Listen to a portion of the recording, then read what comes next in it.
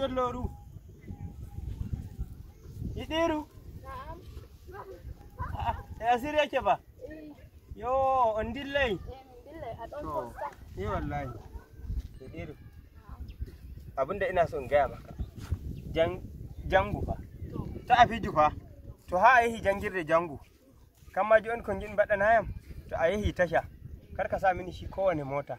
Ta Yobe layi. An Yobe layi? Yawwa. Tasha Yobe layi. Saboda tasha Yobe layi shine mota mai inganci. Motan Belga. Kesa full.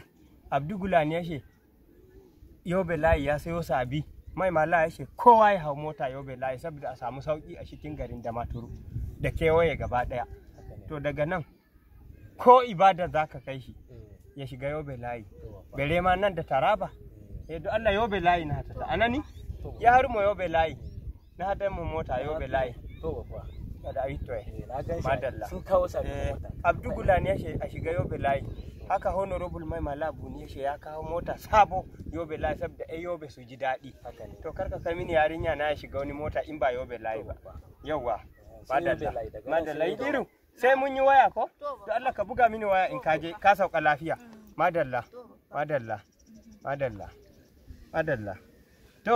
to sai un bitoyi madalla ka jauna ta ne bufa idiru kai karatu fa madalla kuma da kai nake gadara in kai karatu zan je waje Abdu Gulani she to yarinyan mu yayi boko ka bashi abun nan doctor wallahi bada ga tufgo duniya jon ta dofu a tufe dum aradu shine kawai madalla aba kana da irin gwamna mai mala a cikin garin Damaturu ya kare da gani